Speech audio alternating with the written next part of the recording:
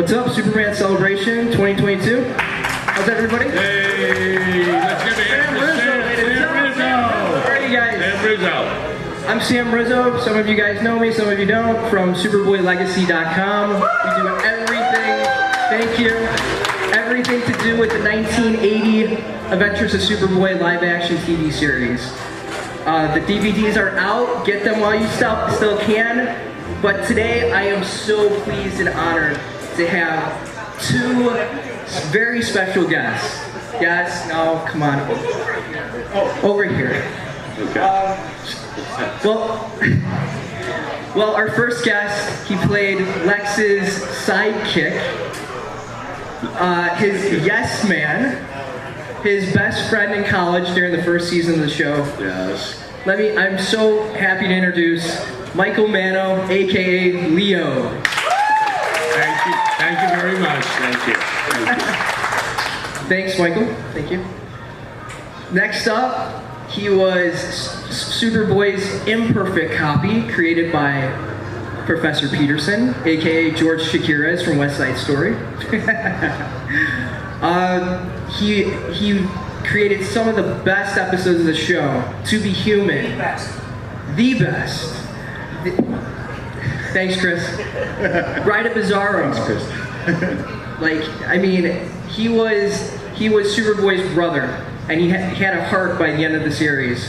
So I'm so happy to introduce Bizarro himself, the definitive Bizarro, Douglas Barry Meyers.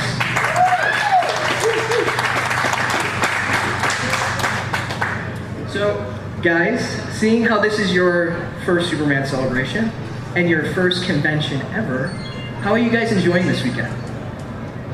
I'm having a wonderful time. The people are so friendly.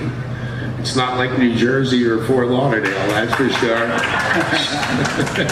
I'm having a great time. I think part of the best part for me is all the stories that you guys have told me. You know, not only of watching the show, but some of you have talked to me about, you know, taking your kids and rewatching the show and getting them interested in it. And so, I mean, if we didn't have you, we wouldn't be here. There wouldn't be a show. So I thank you guys for being here and enjoying our work. For sure. Thank you. So first up, like, when you guys first got into the show, prior to that, were you guys fans of the Superman franchise beforehand? What was your familiarity? I grew up, I'm sure as Michael did, you know, watching George Reeves, you know, the black and white Superman. So, and when I was a kid, we had 3 TV stations. So yeah, you had to be a Superman NBC, and CBS. That was all there was. Yeah. So, and no remotes. So right. Was I a fan? I was a fan of Superman. I loved, you know, what he stood for and what he is. And to me, it's a proudest moment when they said, Douglas, you're going to be Bizarro on the show. I was beside myself. So, you know, it was full circle. You were watching the show, and next to 20 years later, you're on a show like that. Yeah. Cool. I know how to pinch myself. So, seeing how you were Bizarro and Leo, respectively, are there any moments that you captured on the series that you think define your character, or were just playing like a practical joke, Michael? Well, to be really honest, okay, all right, I'm Sicilian-Irish from Jersey, all right? Now, when I played on Superboy, quite honestly, I was playing the character 180 degrees of my personality, because my personality is The Sopranos, without a doubt, okay? So I mean, when the show first came out, and this is, I think, was the way you want to take it, I even fooled my own mother. My own mother is 100% Irish. Okay, when the show came out, the first show premiered, I called my mother and said, you know, hey, how'd you like the show? And she goes, well, I thought it was interesting, it was funny, you were good and stuff. And she goes, she was so affirmative, and she goes, I just can't stand that guy pushing you around like that. I said, Mom, it's acting. And my father's right off the boat from Sicily. My father would watch TV, and he's looking at the TV, and he sees me, saw me on there, and he goes, I said, so Dad, what'd you think? He goes, I don't know. He goes, I look at the TV, it looks like my son, it sounds like my son, his mannerisms, my son, but he's not my son. I said, Dad, it's acting. So that's, you know, I guess to lead up to, you know, doing something different, which is, and I loved it. I had a great time and I fell right into it. I mean, if you watch the episodes, I'm a kiss ass all the way through. And he got paid for it. Yes, you did. How about you, Douglas? Like, the audition process, getting into Bizarro, how did that all play out? So, well, the audition process was kind of fun. And so before I got Bizarro, I've been the world's only robotic magician for about that time, about 10 years. And so when they called my agent, they said they were looking for somebody who was at least 6 foot, because Gerard was 6 foot and trying to play his brother. But they wanted somebody with robotic moves, so you know that was the case for me. The funny part was when I went in for the audition, they put a bag over my head. Yeah, they said you're doing a mask, doing makeup. We don't care what your face looks like. We just want to have the body movements and everything. So my audition was bag over the head, doing robotic motion. So and did they put holes in the bag, I hope? no, they didn't. They didn't Okay. smile either. Hope it wasn't a plastic bag. So yeah. And is it true you had to develop him like on the spot for Elia when you were? So they gave me the script a week before and said, you know, we're going to start shooting on Monday. We'll get you up here on Sunday, and we want to do a makeup test with Rob Berman, who is my makeup artist. And they said, so anyway, I'm there Sunday evening, and I'm just ready for Rob to do the makeup, and then knock at the door, and they open the door and say, Mr. Saltpine would like to see you in about 15-20 minutes, and he'd like to know what your Bizarro voice is and your movements. Well, if you thought I was white when I was Bizarro, my face went. I had no, because they didn't tell me how they wanted Bizarro to be played or anything. So I'm there on Sunday waiting for you know, instructions or something. So I'm walking up and down the halls of Universal Studios trying to figure out my voice and my walk and everything. I walk in, 3 minutes with Ilya, and he said, "That's it." And I, you know, it's. Yes, I nailed it. So yeah, it was on the spot, and I gave them what they were looking for. Well, let's open it up to some fan questions. Does anybody have any questions? Chris? Not a question, but just a statement. You're a character of Bizarro. I couldn't stand what Super Friends did. Didn't like what Justice League did. You're the only one that captured the heart of Bizarro. Superboy itself captured. Yay. Thank you very much. That feels me right there. Thank you, Chris. Thank you. Any questions? Patrick? What was your most difficult scene to film as Bizarro? Good question. I know that answer. It was almost 2 hours of shooting, was probably 30 seconds with Sherman Howard when we were in the lair, when he's trying to convince me to come over to his side. That's when he's giving me the cigar and the cognac and everything. Well, I love Sherman, but that night we'd shot all day long, and it was 10 o'clock at night, and I'm there at 5 in the morning, so it takes 2.5 hours to do the makeup in the morning. So now we're talking, so at 5:30 in the morning, and now it's 10 at night, wearing the suit and makeup, and he did not hit his line after line after line. And I'm going like, oh, you know, the worst day, you know, and so that was the hardest moment. That was the toughest one. Well, talking about a Lex Luthor not hitting his lines, Michael, how did you feel about working with Scott Wells? It was interesting. Very interesting. Well, for anybody that doesn't know, Scott Wells was the very first Lex Luthor in season 1 before Lex has his plastic surgery in season 2 and puts acid on his vocal cords to lower his voice. Well, okay. Backstory. Okay. Sorry. I give you the real inside story. This is the bottom line, okay? Scott, and he's deceased, you know, God rest his soul, but Scott acted more like Lex Luthor off the set than on the set, okay? I don't know what acting school he went to, and maybe the dyslexic school of acting. I don't know, whatever. But what happened is that he got on. Now, I mean, like I told you, what my personality is like. But on the show, it's like, gee, Lex, you're the greatest. You're my idol. I'll do anything you say. Okay. I had to play that role and make it believable. So the whole time, I mean, when he used to walk on the set, like when he was on the set, automatically he was like, he used to have to do what they call looping, which means that when they shoot a scene and they can't hear you, okay, you have to go back and they replay the scene. You have to go into, you know, to the tech room, and you have to do a voiceover to make all the lines correlate, you know, to match your lips and everything else. Me wasn't a problem. Like I said, I'm from New Jersey. You're gonna hear me. The sound guy loved me. Not a problem. But anyway, so Lex or Scott, they started to have problems with him because he just, I don't know, something with his personality, whatever. The bottom line, instead of going into semantics, Lex got fired. And that's what happened. So that's the reason why on the second season, when Sherman Howard came aboard, which we're talking about the acid, he had to play a part of somebody else, a big executive in a company. And they wanted him to say that he had plastic surgery. This is for continuity. So basically what happened, they had to kill me off, and that's what happened. So that after the first season, I got killed. I got whacked. Super whacked. Super whacked. Super whacked. Do we have any more questions from the audience?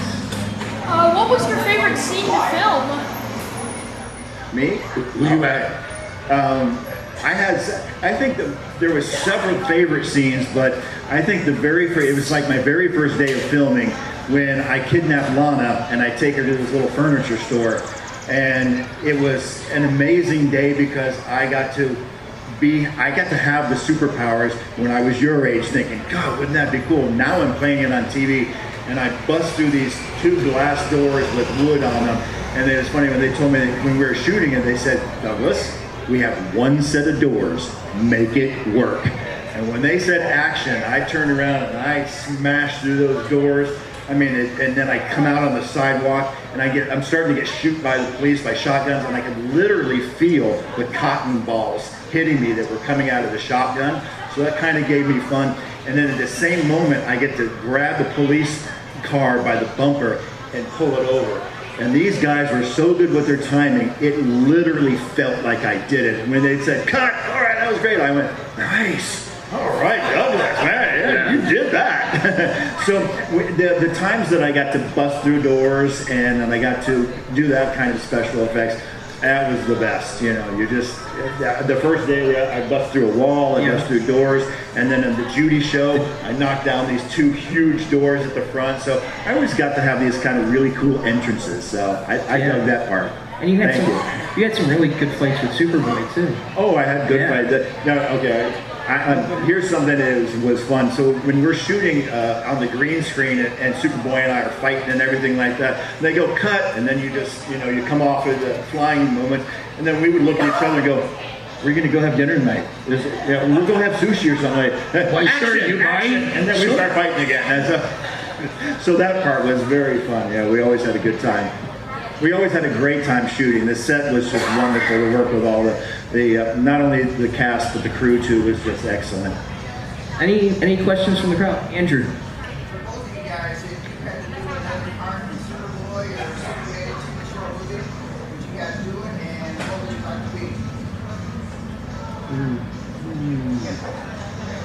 Let me be Lex Luthor. Yeah, that's what I was gonna say. I would love to do anything, and I'm sticking with Bizarro. Yeah, no, I would stick to Leo. Yeah. Yes. Yeah, you would. Any questions? What was it like doing the flying scene? Doing the flying scenes was fun, but at that time they didn't have the same harnesses that they use today to fly with, which are body harnesses. We used to use a harness that wrapped around and underneath your legs, so as soon as they would start pulling us up, we go, thank you very much, I can go a little higher, is that okay? So those things were not comfortable, I can tell you that right now, but you know, so today it's probably much more fun flying. Well, how about working with some of your co-stars? Gerard, are you still close with Gerard?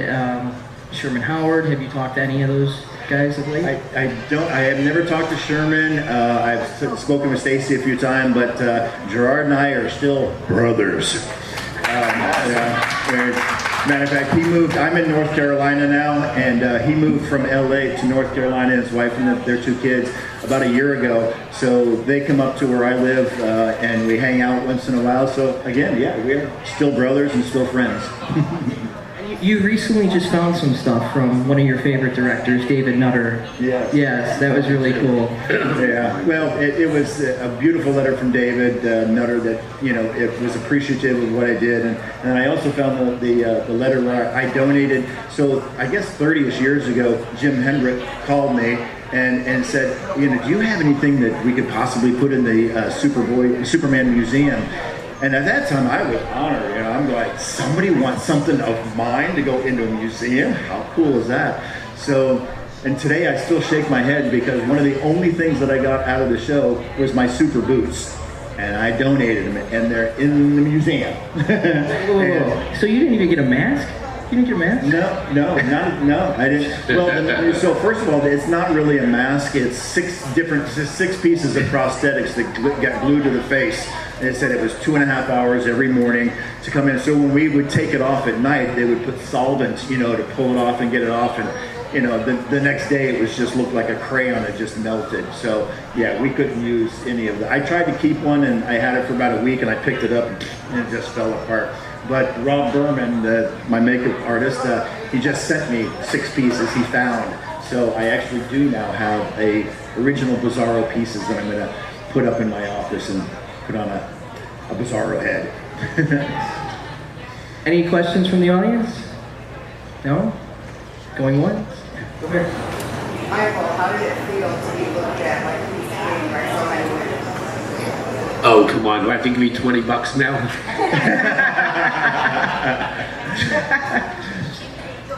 So that's a yes, he loves it. No, it's not really that way. No. I mean, the funny part is that we're on the show. Speechless. And that's a novelty to make me speechless. The only thing I can say is that, like, when we were on the show, I remember we were shooting at a high school. Okay, now this was the episode The Fixer, and what they would do is that when you have study hall, okay, what they would do, they let them, instead of going to study hall, they would come into the gym to fill up, you know, the gym to make it look like lunch because we're playing basketball. When Lex Luthor goes, anyway. So the weird thing is, the weirdest thing that ever happens, this girl runs up from high school and she has, like, you know, like when you cover your books with the brown paper bags, and all of a sudden she comes up to me and she has Leo written all over the cover. And then she said, would you please sign my book cover? And I go, sure, you know, so as I grab the book, at the bottom it says, I want to have Leo's baby. And I'm like, I don't think I'm going to sign this. That's it. I said, no, I really got to go. But it's not like they're not knocking my door down, you know, where they didn't, you know, honestly. They would though. They would. So there you go.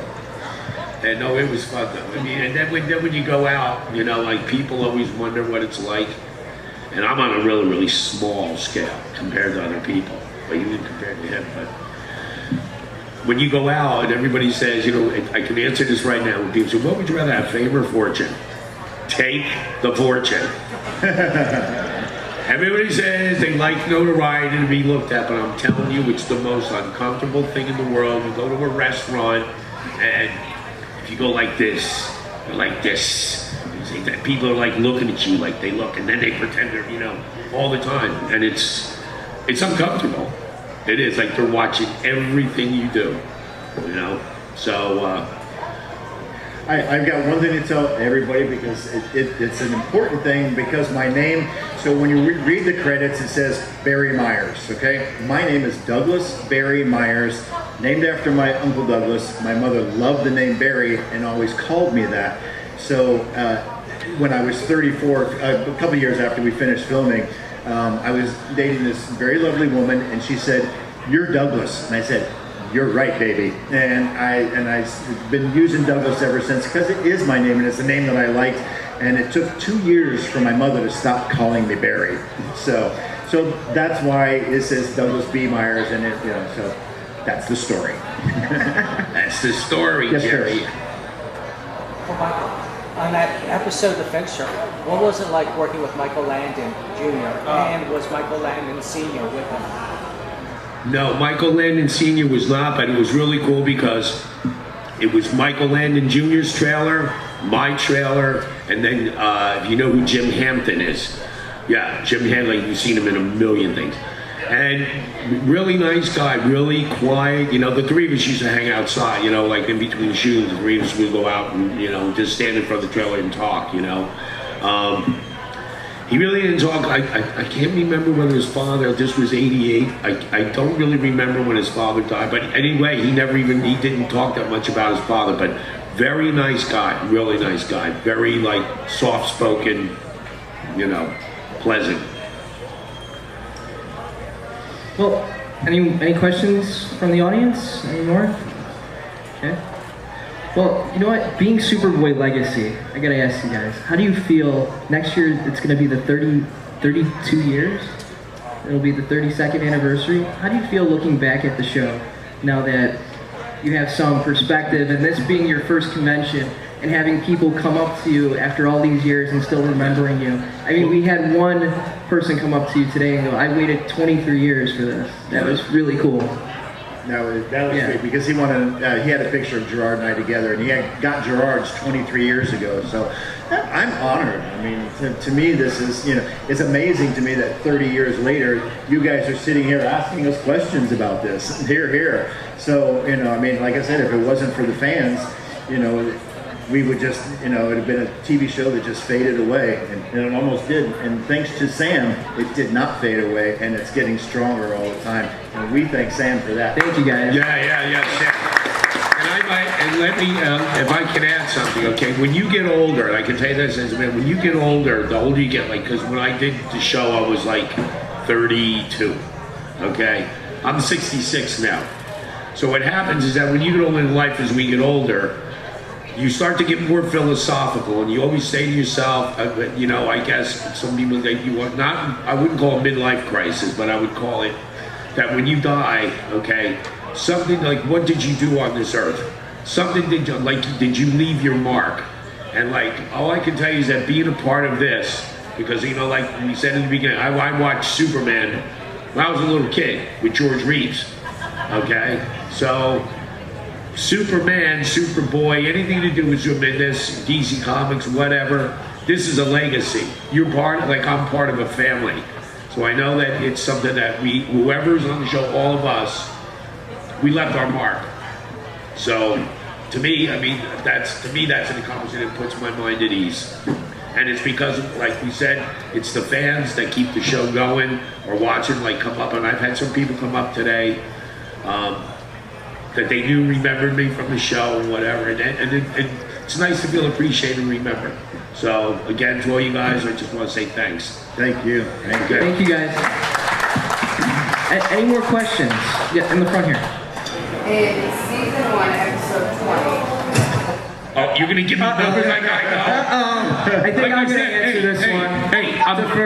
I'm 66 years old. I don't know what I did a half hour ago. What did you eat for breakfast? I don't know. I forget. Don't look down. No, listen, I did. Don't look down.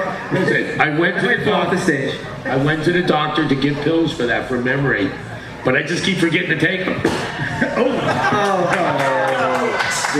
All right, go ahead. So episode 20. It's called Little Hercules. Oh, Lee Phoenix. Yes. Yes. What was it like working with her? With who? Were you in that episode? No, I don't think you were in that I don't episode. remember. No. No, you weren't in that episode. I couldn't name every No, No, I he wasn't in that episode. Not within it. Lee Phoenix is actually Joaquin Phoenix. The Joker. His Yes. name. Oh, okay. Yeah, we just found a $5,000 poster in the Super Museum with Lee Phoenix's name on it, and they didn't know what it was. So, yes. Now it's for sale for 10. Now it's for sale for 10. Yes. Ty? The Salkinds were very divisive people. Did you deal with the Salkinds? And if you did, what was your experience with the Salkinds like? Dun dun dun. No, don't answer it. Go ahead. Okay, this is a great story. Okay. All of a sudden, because after they got rid of the first Lex Luthor, everybody got fired. The only ones that came back to the second season was myself and Stacy Hynek. Okay. So my manager had to explain to me that, listen, on the show, because of the continuity, they're gonna kill you. Okay. So now, I mean, of course, I'm sad about, because I had a great time, worked with all the directors, you know, Jackie Cooper, David Nutter, all that, you know, in the first season.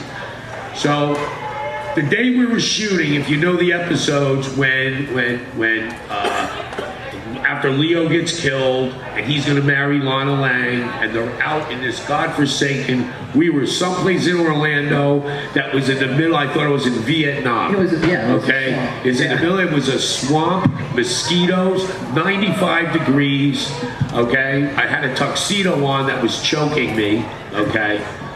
So, to answer your question, is I'm in the makeup trailer, getting made up.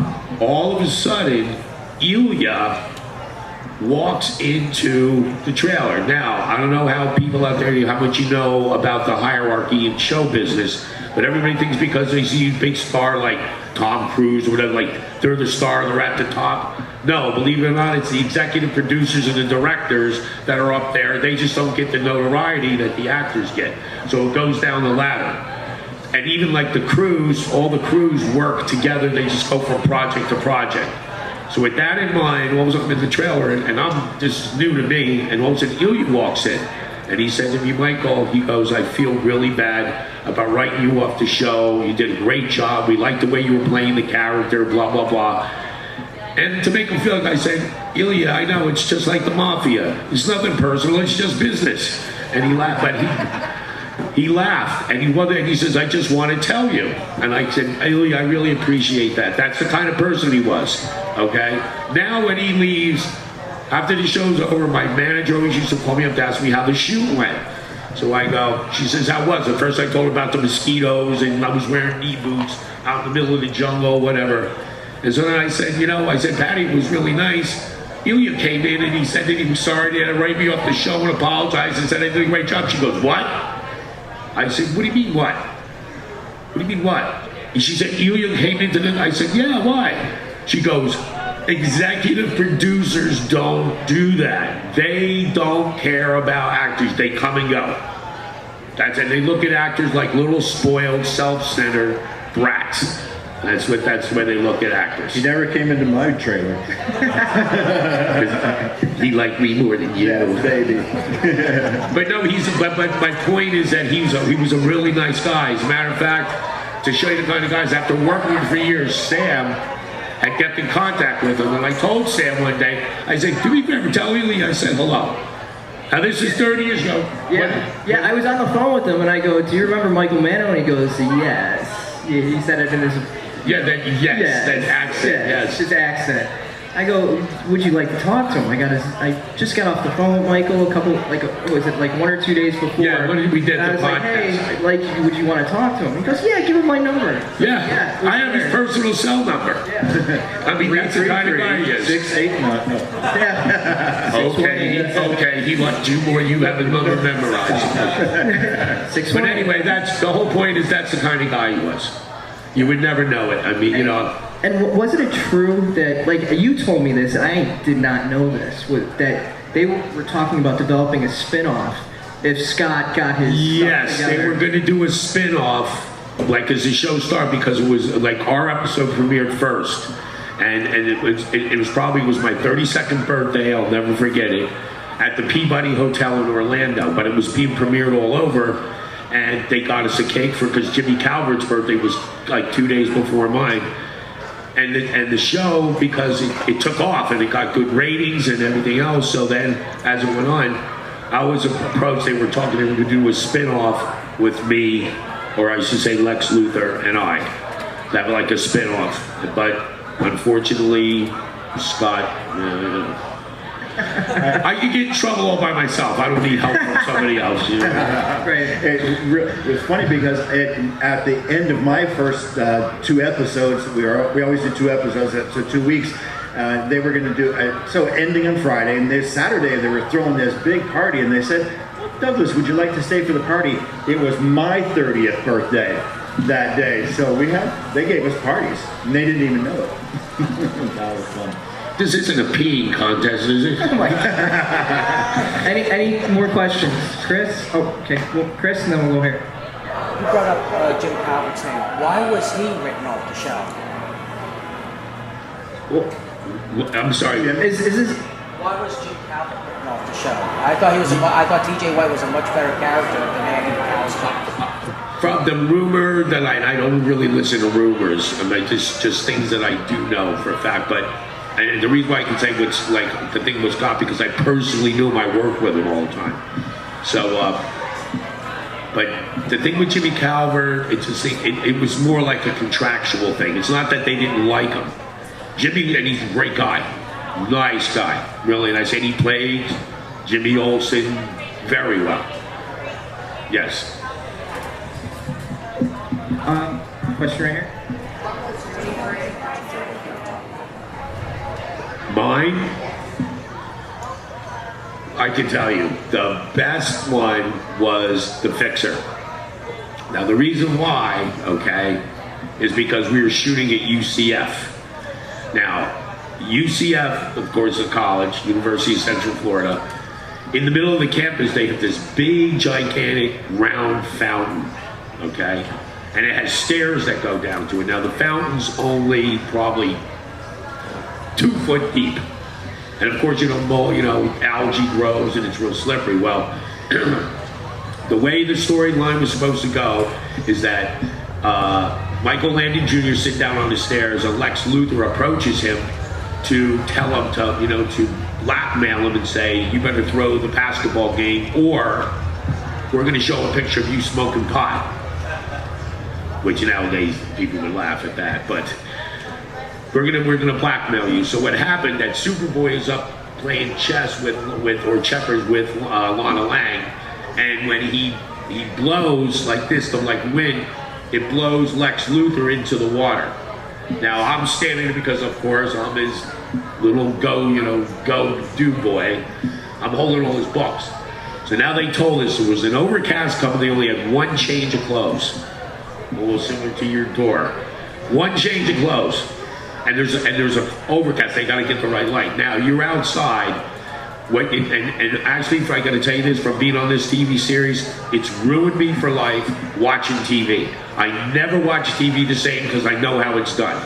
It takes all the fun out of it because that's wrong. I know that. That's the end. Anyway, so we had to get this shot in. So here you are when you're standing there, it looks like there's nobody there, but there was thousands of students behind all the camera because, they're shooting a TV series at our school. Well, all of a sudden we did the scene, we did this in one take. We do the thing when he says action, that boom, Scott gets blown into the water. I went in after him, but I remember getting all wet. So we made it like the Keystone Cops. I kept picking up his books, they're falling in the water, sliding all over the place, and did it in one take because the overcast was coming. We had to wait till the clothes right with the other set of clothes. And then when he said cut, just like that, and then you have all these people are laughing and clapping. Like I was like, oh, that was really cool. Because it was funny. It was like the Keystone Cops. I just ad-libbed that to go in to keep on slipping and pulling them down into the water, to play it out a little bit. So, yeah, that would have to be my favorite episode. Definitely my favorite. Any more questions from the audience? I got one. Well, and to be human, Douglas, you got to act outside the mask for a change. Yeah. How did that feel? It was more scary being myself in that regards than it was being Bizarro. Once you got the mask on and the suit and everything, I would look in the mirror, I was Bizarro, so it was easy. And then all of a sudden I had to be, Bill Bizarro, and so it was a little bit tougher for me, but it was fun. At the end, I just went, okay, I just played myself, basically at that point. But and it was a short thing because it was almost like Pinocchio. I was only human for a day. Right. But your scenes with that older woman scientist were like it just had so much heartfelt, and her losing her son and her giving you his face, and which was really a great moment, in that Bizarro had to realize that his brother needed him, And it was just a really heartfelt episode, and Bizarro saved Superboy for a change, which was really cool. It was, and it was fun. And she was such a wonderful actress. I mean, she helped bring that part out of me, you know, to make me feel like I was her son, and then she made me feel that, you know, that I was doing the right thing by giving Superboy his powers back. She really humanized the Frankenstein, monster at the time, and made him human in that episode. Yeah. I got a little backstory for that, which was kind of cool. So if you remember in the scene when they're turning Bizarro into human, and they both had us in these glass tubes. You know, Superboy was here, I'm in a glass tube, and they started filling. Well, it was a double glass, so they were filling it with smoke inside, but it wasn't in our tube that I was, you know, breathing. So it was kind of cool, weird being in that kind of thing. And all of a sudden, I looked over at Gerard, and Gerard was standing like we were doing, and all of a sudden he went like this. He passed out inside the tube. We had, I mean, he was out for 5 minutes on the ground. They pulled him out, and the weird thing was, and it was such a special scene that the medic that was always on set was not even on set. He was outside. And when this happened, and it was one of the few times I know on the show that they actually had to use the medic for something. And so, I mean, they're scrambling, trying to find the medic outside when we're doing this very special scene, but Gerard really passed out. Wow. Yeah. Did you have any scary moments flying? Like landing, anything like that? Well, I think my scariest moment was, so I guess it was when I kidnapped Lana.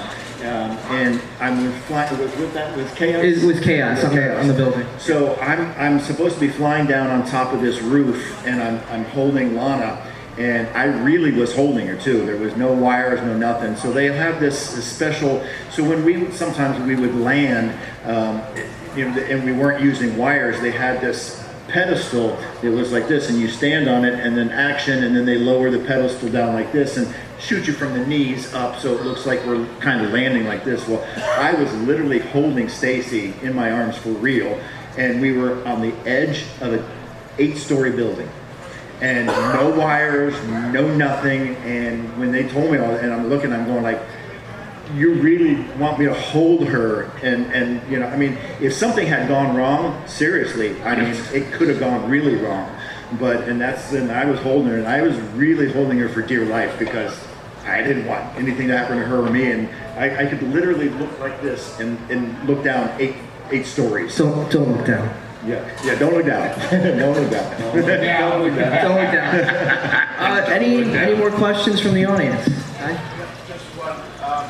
Superhero genre has super taken off after Superboy. Does that surprise you, or were you thinking when you were doing the show, maybe someday this will super catch fire?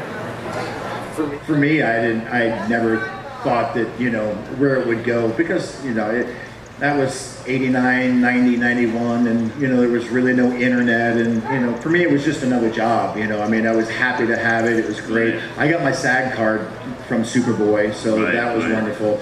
And then since then, I've been in 19 movies and 42 TV shows, and travel around the world doing my craft. And I've had a wonderful career. And actually, right now, 5 years, I'm now a real estate photographer, married to a realtor in North Carolina, and I'm an FAA drone pilot. So now I'm also shooting commercials for our local town. And so now, after 40 years of being in front of the camera, now I'm behind the camera, and I love that part too. So. Yeah, thank you. And Michael, you've been behind the camera too. You developed that documentary, if you want to talk about that. Yeah, I did.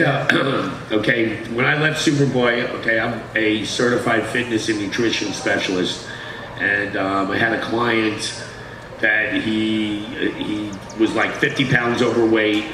What we call, well, we say this in Jersey, it's called D-squaring, drugging and drinking, and. He was like overweight, so I had this idea one day, because he said, you know, that every time like he diets, that he pours the fat off of like whatever he's eating into a jar. And I said to him one day, I said, you save this? I said, why don't we film you pouring this stuff in the jar, like how much that you lost? Long story short, we got with a couple people. I made this documentary. I was an associate producer on. It's called Fat Boy the Movie. It's like all over the internet. And it won 5 awards. It won, won 5 awards. Nice. Yeah, it's on iTunes. It's on iTunes, so you can. It's on iTunes. I didn't Yes. even know that. Yeah, so that's that was my experience, like being behind the camera, being like a technical advisor. But And if you want to catch back up on Superboy, I understand it's on Tubi now. Tubi. oh yeah, it's on Tubi. Yeah, Tubi now. It's on Tubi. So check it back out and let your friends and kids watch. Get some new super fans. Thank you. Thanks, Chris. Any more questions from the audience? Yes. I know this is sort of random, but out of like all the Kryptonians, who is your favorite? And yes, you can be biased, and I guess I'll count Bizarro. And so, who's my Favorite Kryptonian? Favorite Kryptonian. Like Supergirl, Superman, Zod, Ursa. I mean, Henry. That's an easy one. For me, it's easy. Henry Cavill. Supergirl. Yeah. Superman. Henry It's a Cavill. no-brainer. Superman is my favorite. I love Henry's work. I just think he's the personification of Superman these days to me. I think he's a wonderful actor. So Superman is still my favorite. Michael, your favorite Superman? Who's your favorite? I just said Supergirl. Supergirl. There you go. So, but Helen Slater. That's easy. Come on, man. Yeah, there you go. Supergirl. That was easy. There you go. That was an easy one. Any more questions out there? Chris? Not really a question, but another statement. Superboy was so good for 2 reasons. One, it's a family-friendly show, free of any garbage. 2, it stands the test of time. People watch it in the 80s, you can watch it in the 90s, you can watch it in the 2000s, now in the 2020s. It stands the test of time. It's still campy. Yes. Yeah, but that's it's a kid show. Yeah. It's a kid show. It's definitely made for adults. I wouldn't say kids show. They We're were. all in our 50s and 60s and still enjoying it. Well, yeah. Thank you. They were very close. I was this close to being Bizarro in the next Superman movie right after Superboy was done. Ilya wanted Bizarro to be the next, villainous person in the next movie. Then they sold it into Warner Brothers after that, and Warner Brothers just didn't care about anything. And the next movie came out 7 or 8 years later. The next, but Bizarro was that close to being the next, Superman movie. That would have been awesome. That would have been. Thank you. Yes. Me and Bizarro.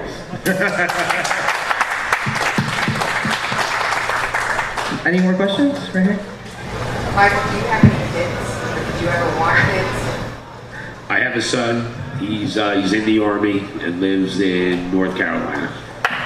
He's in the Army. He's in the 82nd Airborne. And I have a grandson. Just please don't call me Grandpa. We have time for 2 more questions. Yes, Patrick. Was there ever any thought of putting, with the costume for Bizarro, was there ever any thought of putting the S backwards? Probably not, because it was in the regards of budget, it was low budget at the beginning and everything. So my suit was a hand-me-down from John Newton from the first season.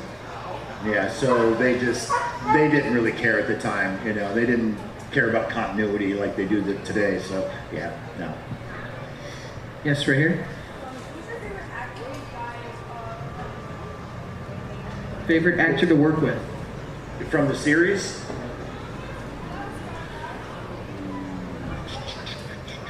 For me, it was Gerard. I had such a good time working with him.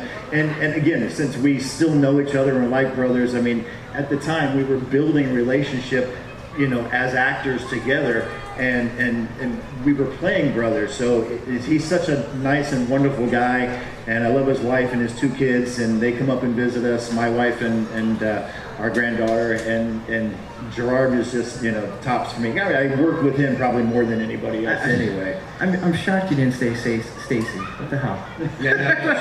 Michael, yes? Stacey? Stacey, Yes. yeah. Stacey, I would say Stacey, yeah. But this is really funny. I knew Gerard his real name's Jerry Denomi. Okay, I knew him back in 1980 because both of us were in New York at the time. We were both modeling with an agency called Wilhelmina. I knew him years ago, even before he got this show. So, yeah, I mean, we get along great, but I'm not really that, because I was more like used to hang like after the shooting and stuff. Like hang with Stacy. I mean, go figure. But But I mean, when you guys shot an episode, like after what was it, like 7 days to shoot an episode, and then the rap party. and the rap parties, and it was like Oh, yeah. party, and it Believe- was like a family, right? Believe it or not, like when we used to get that, like when I was telling you the hierarchy before, the crew really never hangs around with the actors, okay? That's just a given. But because, I mean, I was brought up very old-fashioned. I respect people, doesn't matter, I'm not better than anybody else, whatever. And I would just act like a regular guy. I would act like, hey, I'm a butcher's son from New Jersey. I'm just a regular guy. They like that, so the crew used to take me out all the time. They would pick me up at the airport.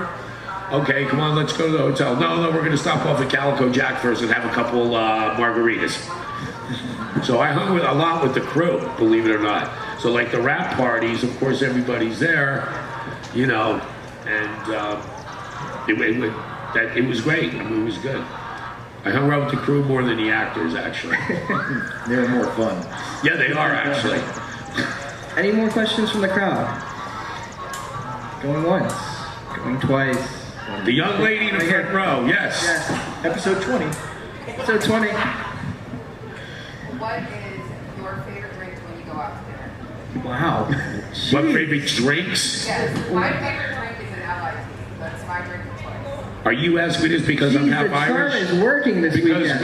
wait. The charm is working. No, wait a minute. So, what, because I'm half Irish, you think all of a sudden It's the Sicilian. that was for the Irish. You know, they would say, what's the difference between an Irish wedding and Irish funeral? One less drunk, right? So, PG Michael, PG. actually, to answer your question, if this was a grand jury, red wine. There you go. Chardonnay, Merlot, Cabernet Sauvignon. So one more question. No? Keep saying that. No more questions? Okay, any more questions? I'll go one more. Okay. So, has there been like noticeable the portrayals of Bizarro, the animated live action, that you can get or anything else you thought like stood out to you, you liked it, or had an opinion on it? So I've been asked that a few times in the last few days about the other Bizarro, I don't even think character that... The one on Superman and Lois? I showed you a picture of that one. Right, but Yeah. I mean, I've seen a little bit of, so the other times when they've done Bizarro now twice, it's always been, you know, a CGI face, and what was different to me was that they didn't act like Bizarro. They acted like the same as Superman person that they were playing, with a CGI face. They didn't change their voice, they didn't change their mannerisms, they didn't change their walk. So to me, it wasn't really a Bizarro character that they did. I mean, yes, I created the walk, the talk, you know, and it was my, you know, vision of how Bizarro came to life. So when I saw these other ones, it really was just a CGI face and of the same actor, and not to take anything away from them, but I don't think that they actually played Bizarro. Yeah, in my opinion. They're still great actors, but that's that. Any more questions before we wrap up? No? All right, well, I just want to thank everybody for coming out and seeing Thank you. these two gentlemen. Thank you. Like, this is their first convention, their first Superman celebration. Absolutely. And it's been so much fun. And Yeah, definitely. The people are great. so I just wanted to thank all the fans that have come up and said, oh, Superboy Legacy, oh, I remember these guys. And it's just been a blast this weekend. But first, I wanted to thank Morgan Hembrick for inviting us to come and do this. Like, thank you. I just always found it funny that the chamber here has never asked us to be here, you know, and we have to thank Sam and Morgan for bringing us here. You know, I mean, yeah, it's strange that we had such a wonderful show, some 4 seasons doing it, but they didn't seem to were interested in bringing us here. So because of Morgan and Sam, we got to come and visit with you guys. Anyway, it was like crashing a wedding. Yeah, we You're crashed. crashing, you have a Totally great time. crashed. That's what we did. We crashed We it. crashed your wedding. Thank you, Paducah. Drop the mic. Thank you guys. Thank you very much. Thank you, everybody. Thank you. We'll see you next year, I hope. Just give it up for Douglas B. Meyers and Michael Manno. Thank you. And check out SuperboyLegacy.com and all our socials on Facebook, Instagram, and Twitter. Thank you. Have a great rest of your Superman celebration, everybody.